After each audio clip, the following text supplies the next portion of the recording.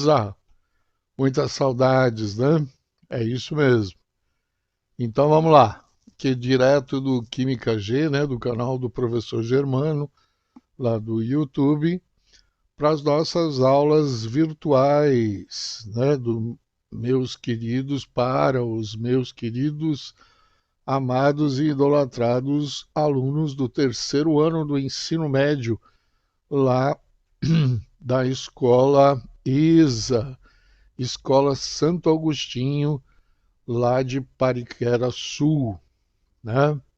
Então, só para a gente não perder o nosso jeitão, né? Então, vamos primeiro divulgar aqui o gabarito, né? Das atividades mínimas da aula anterior, né? Da aula passada, né? Nós fizemos a semana, né? No nosso último nossa última semana tivemos somente um encontro, né? E aí concentramos nesse único encontro a aula 22, 23 e a aula 24, né? Aqui saiu 23, mas é 24, tá bom? E aí com os gabaritos, né? Basta você pegar o seu caderno de exercícios, né? Colocar e conferir, né? Um a um e fazer aí uma avaliação da sua performance, ok? Que tenho absoluta certeza que deverá ser, que, né, no mínimo satisfatória. E, né, e esse mínimo é na ordem de acima de 75%. Né? E aí o que você vai fazer? Você vai pegar as questões que você errou, vai refazê-las, né? Vai tentar refazê-las, agora entendendo qual é a resposta correta, faz uma nova interpretação e aí segue em frente. Né? Qualquer dúvida, vocês sabem como conversar comigo. Né? É, eu não coloquei aqui, né? Mas é pelo Química, pelo plural, né? Dá para a gente conversar pelas lives, dá para nós conversarmos também é, pelo ClassApp, né, para vocês tirarem as dúvidas, tá? E,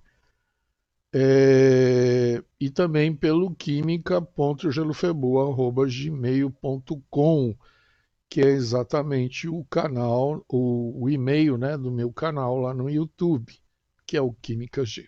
Beleza? Então, deixa eu ver uma coisinha aqui só. Ah, tá, eu sabia. Saiu não saiu na sequência correta, né, o slide, né? Mas está aqui, tá? Importante, está aqui, né? Então vamos voltar. O que que nós vamos começar hoje? Né? Na semana passada nós terminamos o capa 3 e aí agora estamos indo para o quarto caderno já do ano de 2020, né? Que é o capa 4, setor A e setor B. Então vamos começar pelo setor A, né? Capa 4, página 114, aula 25, poluição atmosférica. Beleza?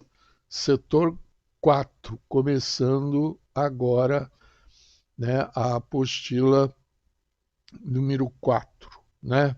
Setor A, página 114, aula 25, poluição atmosférica. Beleza? Então vamos lá. Poluição atmosférica, né? Isso é, né, na verdade, a gente já falou muito, né, sobre tudo isso aqui na primeira e na segunda série, né? Então, a humanidade, né, pelo menos esse nível conhecido que nós temos hoje, né, na verdade, a humanidade nunca chegou aos patamares que nós estamos hoje, né? Com um grau de alta tecnologia, né? Desenvolvimento de um monte de energias e etc, etc. Como nós chegamos a esse ponto, o que que significa? Significa que nós exploramos bastante o nosso planeta, né? Que é da onde nós tiramos todos os nossos materiais, e de uma certa forma a gente acaba devolvendo para o planeta tudo que a gente utiliza, né? Na verdade é um ciclo, né? É, muitas vezes esse ciclo ele é positivo, né? Porque na verdade o planeta ele absorve, né? Tudo que a gente vai reciclando, né? Que a gente vai utilizando, ele absorve, seja num tempo mais adequado ou num tempo mais demorado. Por exemplo, o plástico, ele vai absorver? Vai absorver, né? Só que ele vai demorar muito tempo para absorver. Talvez não dê tempo, né? Um tempo suficiente para que a reintegração, né, dos componentes do plásticos dentro do contexto, né, dos materiais seja positivo, né? Ele é muito demorado. Por isso que materiais biodegradáveis são muito melhores, né? Para efeito da continuidade da convivência da humanidade nesse planeta, né? E a continuidade da gente poder continuar usufruindo dos recursos que o planeta nos oferece, ok? Então, o que a gente acaba fazendo, né? Tudo isso que a gente acaba fazendo é, de acordo, né, com a nossa evolução, né, com as situações modernas que a humanidade foi construindo. Então, o que a gente acaba colocando? A gente põe muito nitrogênio, né? Nitrogênio, oxigênio, argônio, CO2 e vapor d'água, né? Essa é a composição mais, vamos dizer assim, a mistura mais natural, né, da atmosfera do nosso planeta. Né? Então a gente tem bastante nitrogênio, a gente tem oxigênio, a gente tem o argônio, né, que é um gás nobre, tem o CO2, né, que nos ajuda aqui a manter o efeito estufa, e o próprio vapor de água, né, que é um componente que passa pela nossa atmosfera pelo ciclo da água, normalmente. Né? Se nós não estivéssemos aqui, se a humanidade não estivesse provocando, né, a inserção de elementos diferentes desses na atmosfera, era a composição da nossa atmosfera. Né? Mas nós estamos aqui, né? Estamos aqui e fazemos uma grande inserção, né, de elementos nessa atmosfera, e não só na atmosfera, né, no oceano, nas superfícies, de poluentes. Né? Vamos colocar assim, né? Tudo que é um tanto que é dejeto, né? Que é lixo, que é colocado de uma forma descartável, não deixa de ser um poluente. Né? Então, em locais poluídos, principalmente nos centros urbanos e industriais, outras substâncias podem ser encontradas. Então, quais são elas, né, que acabam se inserindo dentro daquele contexto lá de uma atmosfera mais normal? Né? É o monóxido de carbono, são os óxidos de enxofre, né, o SO2 e o SO3, os óxidos de nitrogênio, que é o monóxido de nitrogênio e o dióxido de nitrogênio, e materiais particulados, por exemplo, a fuligem, né? A fuligem é aquelas nuvens, né, que a gente vê de poeira jogados na atmosfera, né? Ok? Então, esses poluentes, eles acabam, de uma forma ou de outra, eles acabam influenciando em determinadas situações, né? Então, por exemplo, o agravamento do efeito estufa. O que é o efeito estufa, né? O efeito estufa, ele é um fenômeno natural responsável pela manutenção da temperatura do planeta em níveis compatíveis com a manutenção da vida na forma que a conhecemos. O problema ambiental está no agravamento do efeito estufa, né? Então, o efeito estufa, ele é, é o fenômeno, não é? É um fenômeno que ocorre, né, na atmosfera terrestre, que mantém as temperaturas numa faixa, né, onde nós temos vários materiais que são muito importantes para a manutenção da vida no estado líquido, principalmente quem? A água, né? E a água, ela se mantém no estado líquido de 0 graus até 100 graus Celsius. Então, a temperatura do nosso planeta, ela fica nessa faixa, né? Na verdade, a gente tem pontos do planeta onde nós temos menos 50 graus Celsius e temos outros pontos do planeta que nós chegamos aí, às vezes, até ter temperaturas altíssimas, né, na ordem de quase 50, 60 graus Celsius. Né, e, e, e é justamente essa faixa que mantém, né, a água, né, que está no nosso planeta no estado líquido. Imaginem vocês, né, se a água estivesse no estado sólido. Né, se nós formos imaginar todos os oceanos é, que a gente conhece hoje, né, que nós temos no nosso planeta, estivessem congelados, né, a vida seria muito menor, né? Nós teríamos muito menos chances de ter essa grandiosidade de espécimes que nós temos no nosso planeta. A gente até acredito que a gente teria, né? Vários tipos de vida, mas talvez nem tantos, né? Nem tantos porque o rol, né, de seres vivos seria muito menor. Então, quem que é responsável por isso? É o efeito estufa, né? E ele o que segura o calor, né, do Sol na superfície do planeta. É o CO2, né? É o dióxido de carbono. Ele funciona, né? Esse efeito aqui, ele funciona mais ou menos como uma...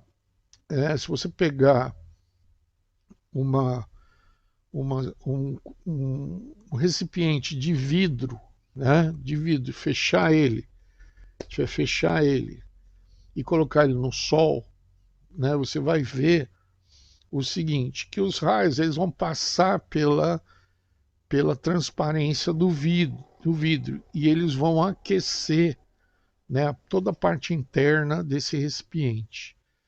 Quando você tira isso, né, você acaba com, por exemplo, fica à noite, né? E aí essa temperatura dentro desse recipiente ela é conservada, né? Por quê? Porque ela é mantida, o vidro segura a temperatura, né, dentro do vidro. Ela vai demorar para esfriar, não é que ela não vai esfriar, ela até vai esfriar. Só que a temperatura vai demorar, por exemplo, chama de estufa, né? Isso a gente usa muito isso para alguns tipos de plantação, experimentos, laboratórios, tal, que a gente chama de estufa, né? Na verdade é estufa. Então você mantém o calor dentro de um contexto fechado. E quem é que fecha no caso do nosso planeta? É o CO2, né? Ele tem essa característica. Então, nós temos aqui uma quantidade de CO2 aqui que regula a temperatura do planeta, né? Então, essa quantidade, ela garante que a superfície do nosso planeta fique ali nessa faixa, né?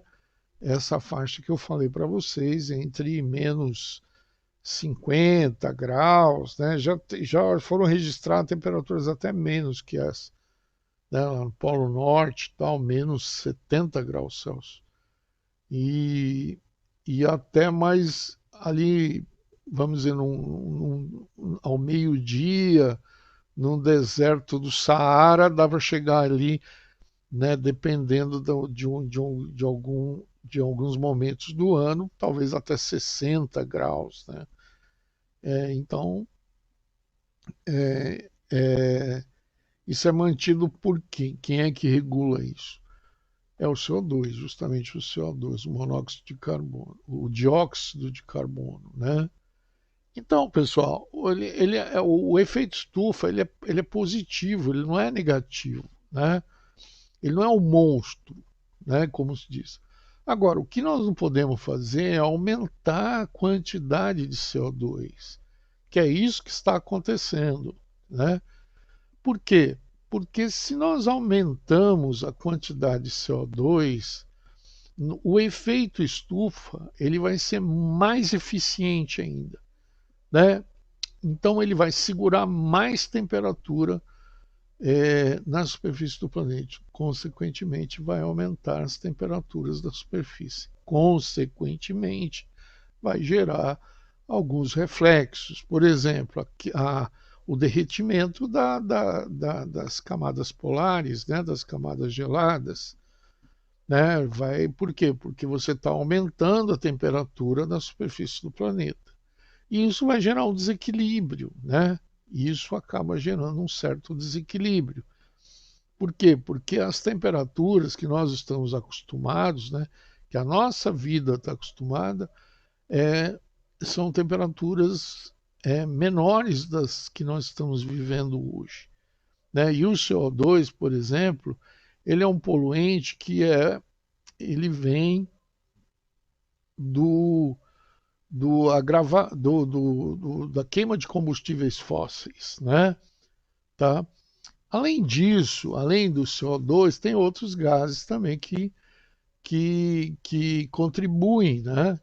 Que contribuem, que é o próprio metano, né? O óxido de nitrogênio e os CFCs, que são os compostos orgânicos formados por cloro, flúor e carbono. Também ajudam a segurar, né, essa temperatura na superfície do planeta. Beleza? Então, se nós aumentarmos então a emissão de CO2, de metano, de monóxido de nitrogênio, dos CFCs, né, que são os aerosóis, né, são aqueles aerosóis. Então, tudo isso fica na atmosfera e isso contribui, né, para a retenção de calor na superfície. Consequentemente, ao aumento, então, da temperatura na superfície do planeta. É uma questão lógica, tá? Beleza? Outro fator também que contribui, né, para a, os problemas atmosféricos é a própria chuva ácida, que também é em função justamente dos elementos que nós acabamos também jogando na atmosfera. Né? O CO2 ele gera ácido carbônico, né? E o ácido carbônico, apesar de ser um ácido fraco, né? Ele ele não deixa de contribuir para a acidez da água, né? Da água atmosfera, que vai ser a chuva, né? O enxofre, a mesma coisa, o enxofre, o SO2, o SO3, eles vão formar a contribuição deles. Aqui no caso do CO2 é o ácido carbônico e no caso dos enxofres vai ser o ácido sulfúrico, né? Sulfúrico, que é é um ácido mais forte, né? E vai contribuir para que o pH da chuva, né, seja ácido, né? O nitrogênio também, em todos os seus componentes, também vão acabar gerando, né, produzindo, né, na atmosfera o ácido nítrico, tá?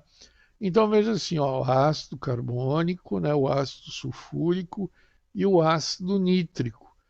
Então, se você somar todos os três, né, você vai medir o pH da água da chuva, principalmente é, em grandes centros, né, onde a gente tem uma alta poluição, nós vamos ver que é o pH da água da chuva, que deveria estar em torno de 7, né, porque a água da chuva é o que, que é? A chuva ela é o processo de condensação da água que evaporou dos oceanos, dos rios, né, de todas as fontes de águas que a gente tem no planeta. Ela evapora, vai lá né, para a atmosfera, na atmosfera ela resfria, né, e cai na forma de chuva, volta, né, na condição de líquida na forma de chuva.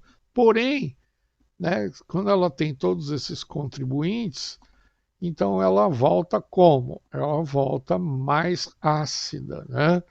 A água, o pH da água é 7, né? Então, se nós tivermos uma água com 6, ela é ácida, né? Uma água com 5, 5,7, 5,8, ela já é uma água acidificada, né? Uma água com a condição ácida. E isso acaba, né, uma substância ácida, ela acaba também influenciando em outras coisas, nas lavouras, né, nos solos, ela acaba influenciando e contribuindo negativamente para todas essas situações, né? Beleza? Então, as chuvas ácidas, elas são normalmente, quais são, vamos dizer, os três maiores contribuintes aqui? São os componentes de enxofre, né, o seu próprio CO2 e os componentes de nitrogênio, né? Então, formando quem? O ácido carbônico, o ácido sulfúrico e o ácido nítrico, tá? Beleza? A redução da camada de ozônio, né? O ozônio, a camada de ozônio, qual é a função? Tem muita gente que confunde, né? Confunde, faz confusão entre efeito estufa e o ozônio. O ozônio é o O3, né? Na verdade é o O3. Ele, ele, ele reage, ele é ele, ele acaba sendo energizado, né, pelos raios ultravioletas emitidos pelo Sol e acaba se transformando em O2, né, no oxigênio, e assim vice-versa, né, e o O2 reage com o oxigênio e O3 e assim você mantém o equilíbrio entre o O2 e o O3, né? E, e aí o que, que ele acaba fazendo? Ele acaba funcionando como um filtro, né, desses raios ultravioletas emitidos pelo Sol. Esses raios ultravioletas eles são nocivos, eles não são positivos, né? Eles alteram, né, a nossa sequência do DNA e acabam gerando cânceres, né, câncer de pele e prejudicam de uma forma geral todos os seres vivos, né? Por quê? Porque são nocivos, né? Então o efeito O3, a camada de ozônio, ela funciona como um filtro. Então se nós, né, é, continuarmos poluindo também a atmosfera, nós acabamos reduzindo essa camada de ozônio, né? A gente vai ampliando. e expondo mais a atmosfera e a superfície terrestre a esses raios ultravioletas, tá? Que chegam aqui até a superfície terrestre, né? Entendeu? Então, o efeito, né, da camada de ozônio, ela é extremamente importante, né, porque ela consegue realmente evitar, né, que a maioria dos seres vivos aqui do nosso planeta acabem recebendo esses raios ultravioletos de forma extremamente negativa, né? É, então veja aqui, ó, o ozônio ele é produzido e formado em dias ensolarados pela relação entre dióxido de nitrogênio, né? Dióxido de nitrogênio e o gás oxigênio, como indica a equação aqui, ó, tá vendo? Então, é, é isso que mantém o nosso equilíbrio, né? Que vai mantendo esse equilíbrio, tá? Bom, então vamos para o exercício, né? Deixa eu ver aqui. Não deu muito certo, né? Então vamos lá, voltar lá. Então vamos lá. Os combustíveis, primeiro exercício, né?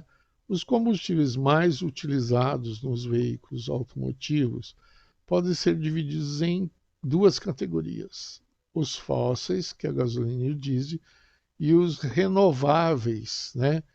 Que é o etanol e o biodiesel. Cite duas vantagens ambientais a favor do uso do etanol como combustível em relação ao óleo diesel. Então vamos lá. A combustão do etanol não produz óxidos de enxofre responsáveis pela chuva ácida, né? Ou seja, não produz o SO2 e nem o SO3, né? Por quê? Porque esses resíduos de enxofre eles são resíduos que estão lá no óleo diesel, né? Na verdade, os derivados de petróleo, tá? Eles contêm esse. E aí, quando a gente queima, né? Esses combustíveis fósseis, a gente acaba contribuindo, né, para a poluição de SO2 e SO3 para a atmosfera, né? A quantidade de gás carbônico liberada, ou seja, do CO2, na queima do etanol, é menor em relação ao diesel, né? Se nós formos pensar que o diesel ali é C12, né? Então, e o etanol é C2, né? Então, enquanto que o óleo diesel vai gerar 12 moléculas de CO2, né? No etanol nós vamos só formar duas, né? De CO2. Quase que 10 vezes menos, né? Então é muito melhor, né, você utilizar o álcool, né, como combustível, que ele polui muito menos a atmosfera. Beleza? Então aqui, ó, as duas, né? Ele pediu para a gente fazer duas. Então a primeira é porque o etanol não produz óxidos de enxofre, né? Que são o SO2 e o SO3. E a segunda vantagem é menos emissão de CO2 na atmosfera. Beleza? Então tá bom. Vamos lá. O próximo exercício, né? Sabe-se que o aumento da concentração de gases como CO2, CH4 e óxido de nitrogênio na atmosfera é um dos fatores responsáveis pelo agravamento do efeito estufa, né? A agricultura é uma das atividades humanas que pode contribuir tanto para a emissão quanto para o sequestro desses gases, dependendo do manejo do material orgânico do solo. De que maneira as práticas agrícolas podem ajudar a minimizar o agravamento do efeito estufa, né? Então vamos direto para a resposta aqui, ó. aumentando a quantidade de matéria orgânica no solo, né?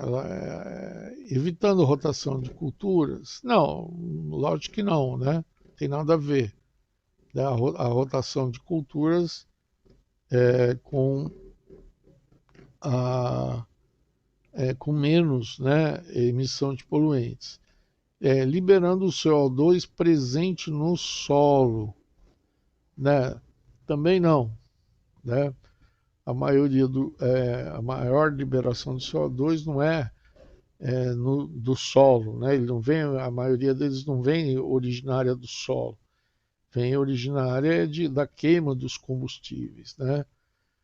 Queimando uma matéria orgânica que se deposita no solo, também não, né? Porque quando eu queimo matéria orgânica eu gero CO2 e água, né? Ok?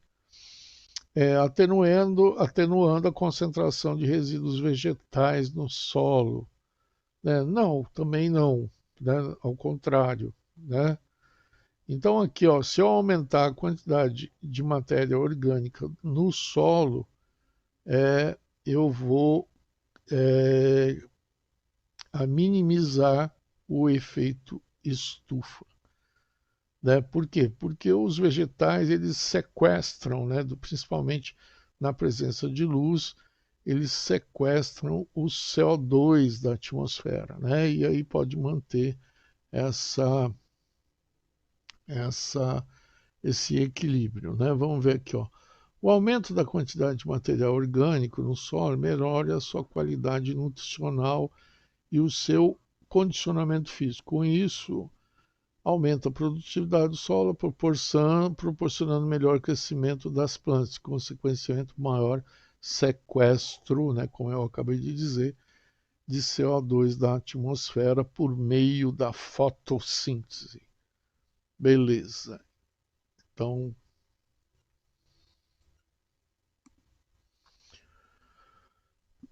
uma região industrial lança ao ar gases como dióxido de enxofre e óxidos de nitrogênio, causadores, né, da chuva ácida. A figura a seguir mostra a dispersão desses gases poluentes, né? Considerando o ciclo da água e a dispersão dos gases, analise as seguintes possibilidades. 1. As águas de escoamento superficial e de precipitação que atingem o manancial poderiam causar aumento de acidez da água manancial e provocar a morte de peixes, né? A precipitação na região rural pode causar aumento de acidez do solo e exigir procedimentos corretivos como a calagem. Verdade, né? Verdade. A precipitação na região rural, embora ácida, não afetaria o ecossistema, pois a transpiração dos vegetais neutralizaria o excesso de ácido. Não, não está correto, né? Vamos ver a primeira. As águas de escoamento superficial e de precipitação que atingem o manancial poderiam causar aumento de acidez da água do manancial e provocar a morte dos peixes. Exatamente, né? Se a chuva é ácida, né, ela está mais ácida, então para onde ela for, ela vai carregar esse ácido, né? Essa condição ácida. E dependendo da concentração de acidez, ela pode realmente influenciar na comunidade de seres vivos e aí causar realmente mortes, talvez até catastróficas, até como peixes, etc, etc. Né? Ok? Então, na C, né, que pode ocorrer tanto na 1 quanto na 2, né, que estão corretas. Né? Dúvidas, Clasap, Plural Maestro, pela live ou pelo química.gelofebu@gmail.com. Beleza? Beleza? Esse assunto é um assunto tranquilo, né? Nós já vimos um monte de vezes. Então é uma questão só da gente recordar, refazer exercícios, procurar entender, dar uma lida no livro-texto, que é um assunto que cai bastante, né, no vestibular, que é essa questão da poluição atmosférica. Beleza? Então tá bom. Então vamos fazer as atividades mínimas, né? Então fazer aqui os exercícios de 1 a 5 do capítulo 18, né, do caderno de exercícios, ok? Para confirmar então esses, esse, esse conhecimento, ok? Beleza? Então tá bom, pessoal. O nosso encontro fica por aqui, tá? Estou morrendo de saudade de vocês, né? Não vejo a hora da gente voltar para a sala de aula, tá? E é, deixar para contar toda essa história daqui a um certo tempo, né? E de como que a gente conseguiu vencer mais esse desafio, né? De como que a humanidade conseguiu vencer mais esse desafio. Beleza? Então, pessoal, um grande abraço a todos, né? Fiquem em paz, um beijo no coração de todos e até o nosso próximo encontro. Tchau, tchau.